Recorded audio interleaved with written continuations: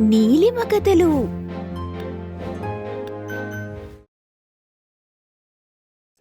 ఉదయాన్నే ఇల్లంతా హడావిడిగా ఉంది. నీలిమ, చాముండేశ్వరి, జగదీష్ హడావిడిగా తయారవుతున్నారు. కాసేపటికి ముగ్గురు తినడానికొచ్చి కూర్చున్నారు. అమ్మా, నేను నీలిమతో మిల్లు దగ్గరికి వెళ్తా. అక్కడ లోడ్ వచ్చేది ఉందట. ఆ లోడ్ పని పూర్తయ్యాక ఇంటికొస్తా. అదేంట్రా, నీకు నేను నిన్ననే చెప్పాను కదా, పచ్చళ్ళన్నీ పార్సల్ చేసుంచాను, వాటిని డెలివరీ చెయ్యాలని. ఇప్పుడు మిల్లు దగ్గరికి వెళ్తున్నానని చెప్తే ఎలాగా? టైంకి డెలివరీ అవ్వకపోతే ఏమనుకుంటారు కస్టమర్లు? ఇంకోసారి నా దగ్గర పచ్చళ్ళు కొనడానికి ఆలోచిస్తారు కదా. అయ్యో, ఒక్క పూటకేమవుతుందమ్మా? నేను అలా వెళ్ళి లోడ్ పని చూసుకుని ఇలా వచ్చేస్తా. రాగానే పచ్చళ్ళు పార్సల్ చేస్తానని చెప్పాను కదా. ఒక్కసారి ఆలోచించు, నీలిమ ఒంటరిగా మిల్లెలా చూసుకుంటుంది? కష్టమవుతుంది కదా. అందుకే సాయం చేయడానికి వెళ్తా అంటున్నాను. ఓహో, నీ భార్య కాబట్టి అది కష్టపడితే కష్టం. మరి నేను పడే కష్టం కష్టం కాదు కదా. పెళ్ళాలు రాగానే ఇలా ఎలా మారిపోతారా? చిన్నప్పట్నుంచి పెంచిన అమ్మల్ని ఇట్టే మర్చిపోతారా? తన భర్త తన గురించి చాముండేశ్వరితో అంతలా వాదన పెట్టుకుంటూ ఉంటే నీలిమకి ఎంతో సంతోషంగా ఉంది. లోలోపల ఆనందపడుతున్నా అది బయటకు కనిపించకుండా ఉంచడానికి ప్రయత్నిస్తుంది. కాసేపటికి నీలిమ, జగదీష్ కలిసి మిల్లు దగ్గరికి వెళ్లారు. బావా, అత్తయ్య అంతలా వాదిస్తున్నా నువ్వు నా దగ్గరికే వచ్చావెందుకు? అత్తయ్య చెప్పినట్టుగా విని ఉండాల్సింది కదా. అలా ఎలా చేస్తాను నీలిమ? నువ్వు రమ్మని అడిగావు కదా, కాదని ఎలా అంటాను? అదేంటో ఎప్పుడు నీతోనే ఉండాలనిపిస్తూ ఉంటుంది నాకు. అవునా? సరే, ఎందుకలా అనిపిస్తుందో తెలుసుకోవచ్చా? ఎందుకంటే నువ్వు నా భార్యవి కాబట్టి. భార్యతో ఉండాలని ఏ భర్తకైనా ఎందుకు అనిపిస్తుందో నాకు అందుకే అనిపిస్తుంది. అప్పుడే అటుగా వస్తున్న సుబ్బారావు వాళ్ల మాటలు వింటున్నాడు. పెళ్ళైన కొత్తలో ఇలానుంటుంది జగదీష్. 2-3 సంవత్సరాలు గడిస్తే గానీ తెలీదు పెళ్ళైన కొత్తలో మనం చేసిన పొరపాట్లేంటో అని. పెళ్ళైన కొత్తలో పెళ్ళామే మనకి సరసం అనిపిస్తుంది. కొద్ది రోజులు గడిచాక ఆవిడ మన పక్కన ఉండని క్షణాలే స్వాతంత్రం పొందిన క్షణాలు. అలా ఏమీ ఉండదులే. నాకు నీలిమకి మధ్య చిన్న మనస్పర్ధలు వచ్చే అవకాశం కూడా లేదు. సరే, లోడ్ వచ్చే టైం అయింది కదా. అదిగో లారీ రావడానికి అక్కడ అన్నీ అడ్డుగా ఉన్నాయి. ముందు వాటిని తీయించండి. జగదీష్ మాటలకి నీలిమ మనసులో చెప్పుకోలేని అనుభూతి మొదలైంది. తన భర్తనే చూస్తూ ఉండిపోయింది. నా భర్త ఎప్పటికీ నాకే సొంతం. ఎంత ప్రేముంది నా మీద. ఏ అమ్మాయి చూపు నా భర్త మీద పడకుండా చూసుకోవాలి. తనలో తాను మాట్లాడుకుంటూ ఉంది. ఇంతలో లోడ్ రావటంతో జగదీష్ సమక్షంలో లోడంతా దింపించి లోపల పెట్టారు. తరువాత జగదీష్ ఇంటికి వెళ్లి అప్పటికే రెడీ చేసుంచిన పచ్చళ్ళని తీసుకుని వెళ్లి పార్సిల్ చేయడానికి పంపించి ఇంటికొచ్చాడు.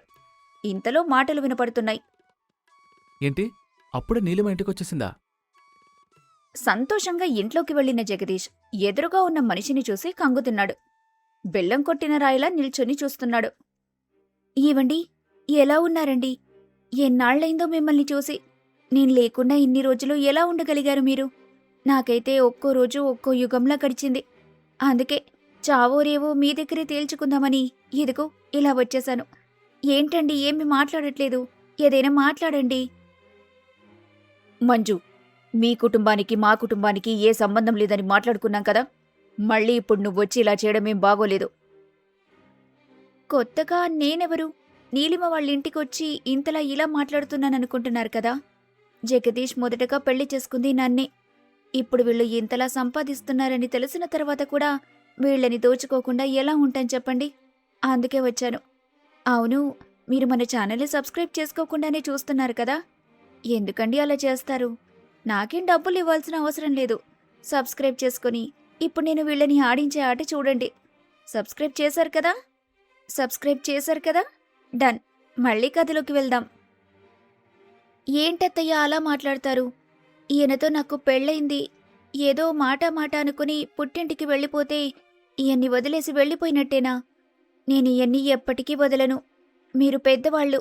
ఇలా చిన్న చిన్న గొడవలు జరిగితే సర్ది చెప్పాల్సింది పోయి మీరే ఎందుకొచ్చావని అడిగితే ఏంటన్నట్టు?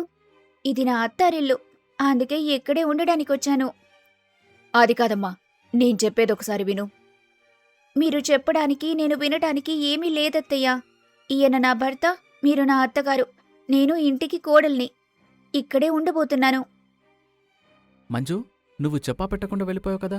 ఆ తర్వాతనే కదా ఇంకొక పెళ్లి చేసుకున్నాను. తన పేరు నీలిమ. ఓ, అదన్నమాట సంగతి. మీరేం చేసినా నేనిక్కడే ఉండబోతున్నాను. మొదట నాతో పెళ్ళయ్యాక మళ్ళీ పెళ్లి చేసుకోవడానికి మీరెవరు? అమ్మ పెద్ద మనిషి, నువ్వసలాడదానివేనా? నాతో ఈయనకి పెళ్లి చేసావు కదా, మళ్ళీ ఇంకొక పెళ్లి ఎలా చేస్తావు? పెద్ద మనిషి అవుతుంటే తెలివిని సంప్రదాయాల్ని వదిలేస్తున్నావా ఏంటి? మంజు, పెద్ద చిన్న తేడా లేకుండా మాట్లాడితే పళ్ళు రాలిపోతాయి చెప్తున్నా. మా అమ్మని పట్టుకుని ఏం మాట్లాడుతున్నావు నువ్వు? నీకు నేరుగా వచ్చి నేను చెప్పి ఉండకపోవచ్చు, కానీ మీ అమ్మగారికి మీ నాన్నగారికి ఎన్నోసార్లు కబురు పెట్టాం. నువ్వెప్పటికీ తిరిగి రావని వాళ్ళు తేల్చి చెప్పేశారు. నువ్వు నా మీద ఇష్టం లేకుండానే కదా వెళ్ళిపోయావు. మళ్ళీ ఇప్పుడొచ్చి ఇంకా ఈ కొత్త నాటకమేంటి? ఏంటి? నాటకమా? మీ మీదున్న ప్రేమతో నేను తిరిగొస్తే అది మీకు నాటకంలా కనిపిస్తుందా? అంతేలే, నిజమైన ప్రేమంటే ఎవ్వరికైనా నాటకంగానే కనిపిస్తుంది. నా ప్రేమని ఎవ్వరూ ఒప్పుకోరు. మీకు నేనిక్కడ ఉండటం ఇష్టం లేదు, అంతే కదా?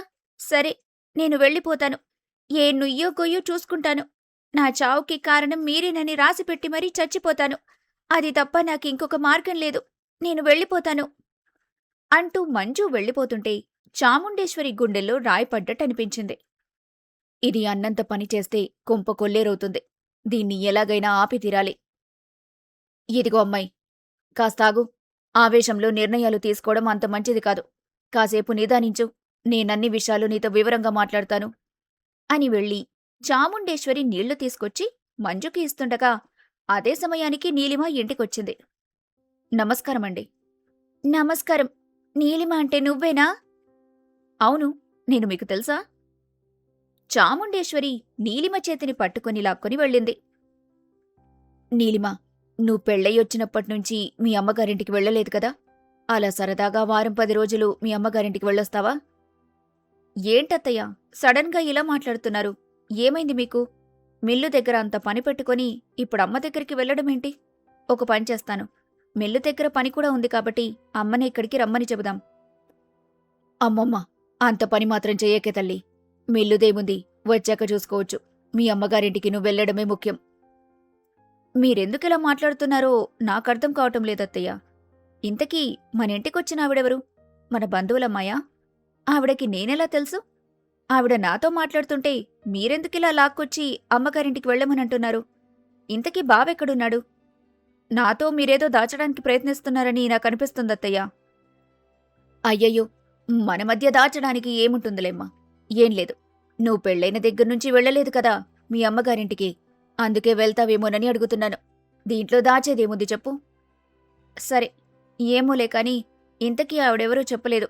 మాట్లాడుతుంటే మధ్యలో రావటం బాగోదు కదా, వెళ్ళి మాట్లాడతాను అని చటుక్కున మంచు దగ్గరికి వెళ్ళింది నీలిమ. అయ్యో, మీరు మాట్లాడుతుంటే మధ్యలో వెళ్ళిపోయానని తప్పుగా అనుకోకండి.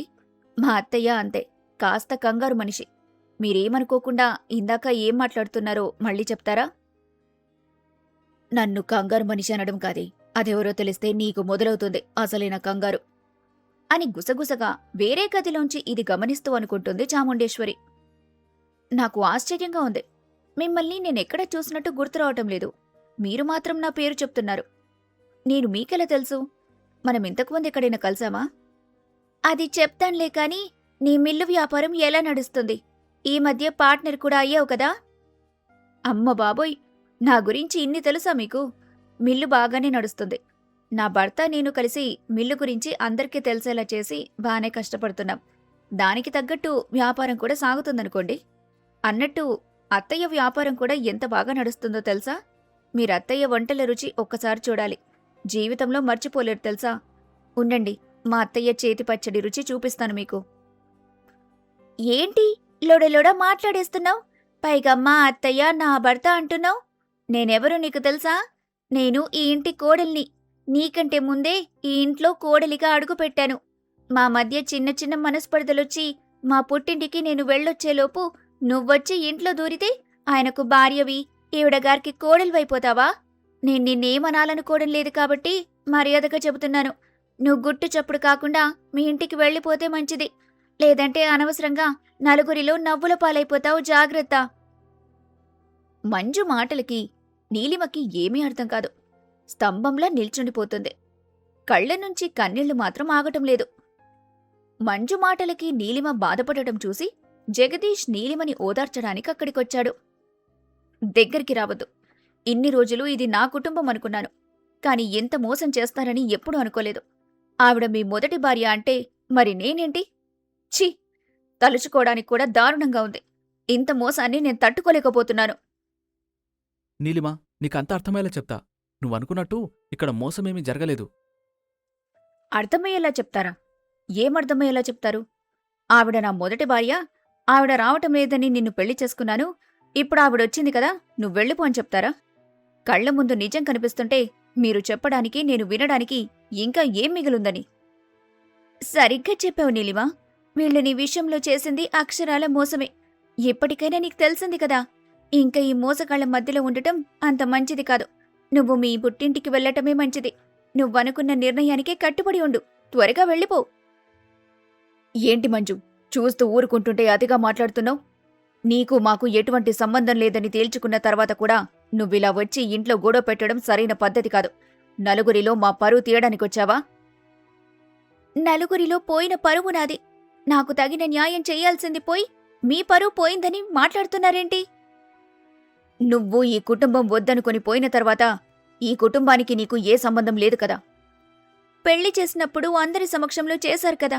4 గోడల మధ్య ఏ సంబంధం లేదంటే సరిపోతుందా? నాకు తగిన న్యాయం జరగాలి. న్యాయమా? న్యాయమేంటి? ఏం కావాలనుకుంటున్నావు నువ్వు? ఈ ప్రశ్న అడిగారు, బాగుంది. సరే, చెప్తాను వినండి. నాకేం కావాలని. మిల్లులో వాటా కావాలి. అలాగే మీరు చేసే పచ్చళ్ళ వ్యాపారంలో వచ్చిన లాభంలో ప్రతి 100 రూపాయల్లో 70 రూపాయలు నాకే ఇవ్వాలి. అలా లేని పక్షంలో ఏంటి? అలా లేని పక్షంలో ఏంటి? అయినా మేం కష్టపడి సంపాదించుకున్న డబ్బులు నీకెందుకివ్వాలి? ఎక్కువ మాట్లాడావంటే ఇంటికొచ్చి మనుషుల్ని ఇబ్బంది పెడుతున్నావని పోలీసులకి చెప్తాను, జాగ్రత్త.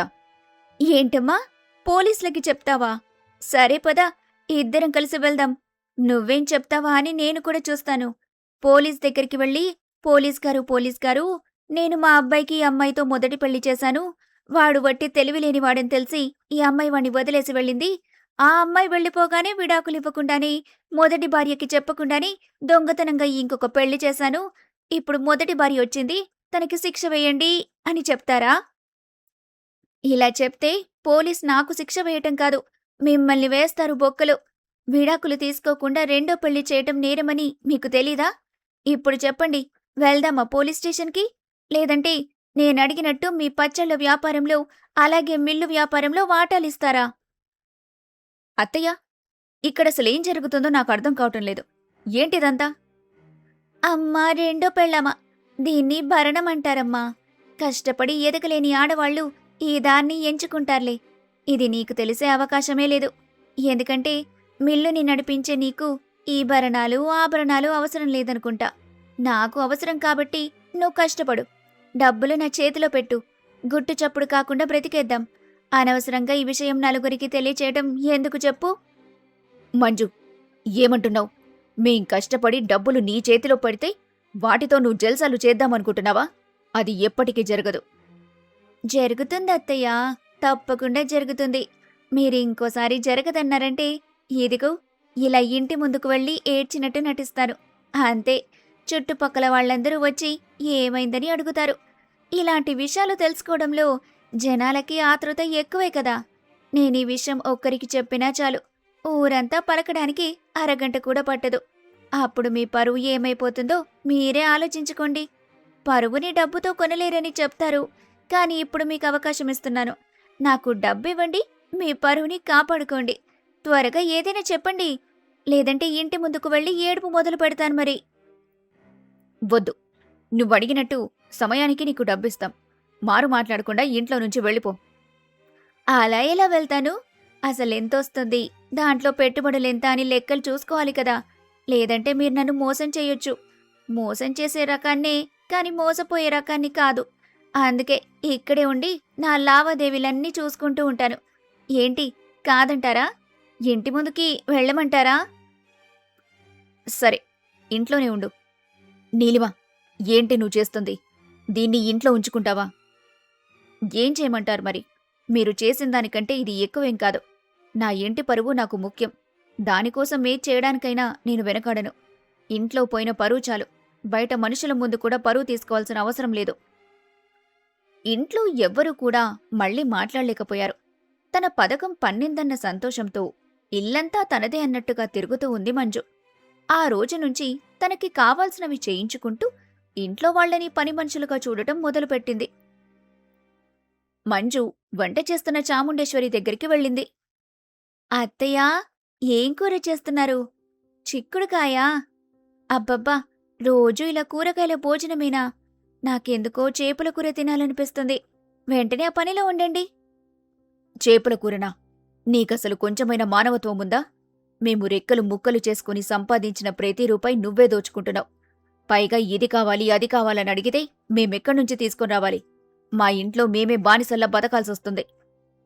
అత్తయ్యా, మీరు బాధపడితే నేను చూడలేను.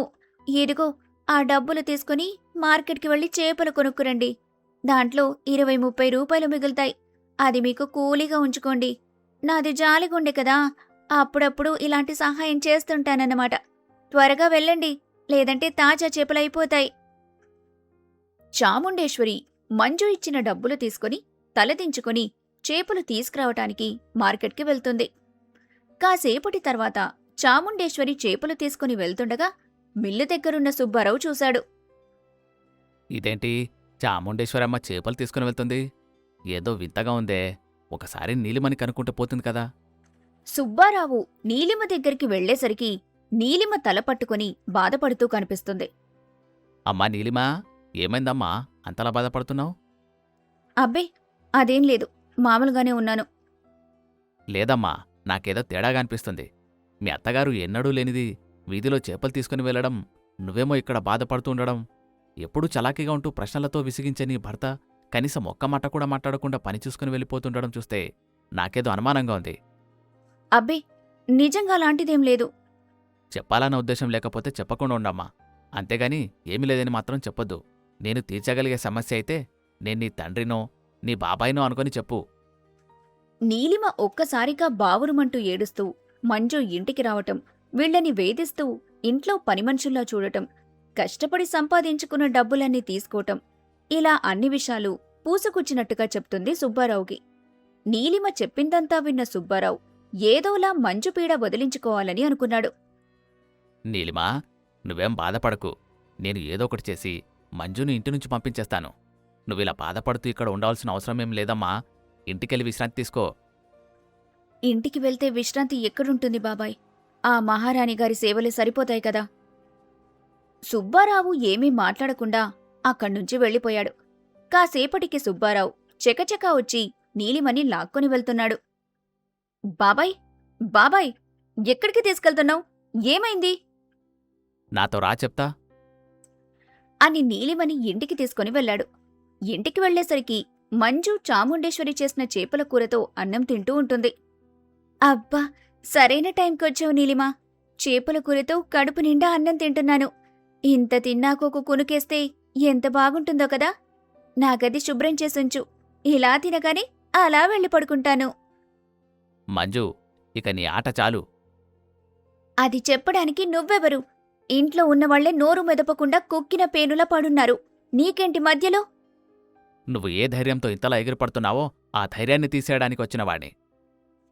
అబ్బో, నువ్వనుకున్నది ఇక్కడ జరగదు. అనవసరంగా నీ శ్రమ వృధా అవుతుంది.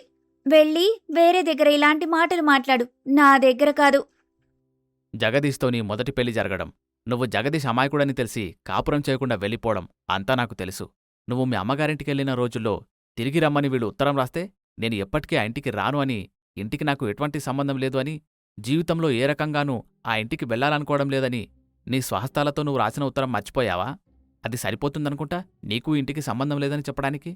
నీ చేతి వాంగ్మూలమే కదా ఖచ్చితంగా సరిపోతుంది. ఇప్పుడు వెళ్దామా పోలీసుల దగ్గరికి? అసలు వాళ్లే తెలుస్తారు. అంతేకాకుండా ఇన్ని రోజులు నువ్వు ఇంట్లో ఉంటూ వీళ్ళని వేధించడం, పని మనుషుల్లా చూడ్డం, ఇదంతా కూడా వాళ్లే చూసుకుంటారు కదా. తీసుకురమ్మంటా ఉత్తరం? వెళ్దామా పోలీసు దగ్గరికి? ఓ, అలాంటిదొక ఉత్తరం రాశానన్న విషయమే మర్చిపోయాను.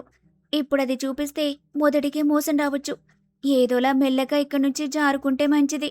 ఓహో, ఆ ఉత్తరం బలవంతంగా నాతో రాయించారని చెప్పగలను.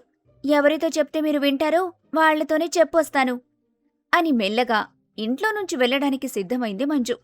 అలా వెళ్తుండగా జగదీష్ తనని పట్టుకుని ఇంట్లోకి తీసుకుని వచ్చాడు. నీకు దిక్కున్న చోట చెప్పుకో, కానీ దానికంటే ముందు నువ్వు మా దగ్గర దోచుకున్న సొమ్మంతా ఇచ్చి వెళ్ళు. అంతేకాకుండా ఇన్ని రోజులు మమ్మల్ని ఎంత బాధపెట్టావు, మాతో ఎన్నెన్ని పనులు చేయించుకున్నావో గుర్తుంది కదా. ఆ డబ్బులు తిరిగిచ్చి మేము చేసిన పనులకు బదులుగా మాకు నువ్వు పనులు చేసి అప్పుడు వెళ్ళు. అర్థమైంది కదా? అంటే అది అది అది నువ్వు ఎంత గింజుకున్నా నీకు వేరే అవకాశం లేదు. నాకు స్నానానికి వేన్నీళ్లు పెట్టు. వెళ్ళు. మంజు చేసేదేమీ లేక జగదీష్ చెప్పినట్టుగా వేడినీళ్లు పెట్టడానికి వెళ్ళింది. సుబ్బారావు, మంజు తన చేతులతో ఈ ఇంటికి తనకి సంబంధం లేదని ఉత్తరం రాసిందని చెప్పావు కదా, ఇంతకీ ఆ ఉత్తరం ఎక్కడిది? అలాంటి ఉత్తరం తనేం రాయలేదు కదా? అమ్మా, ఈ విషయంలో నన్ను క్షమించాలి. నేనొకరోజు నాకు రావాల్సిన ఒక ఉత్తరం కోసం పోస్టాఫీస్కి వెళ్ళాను.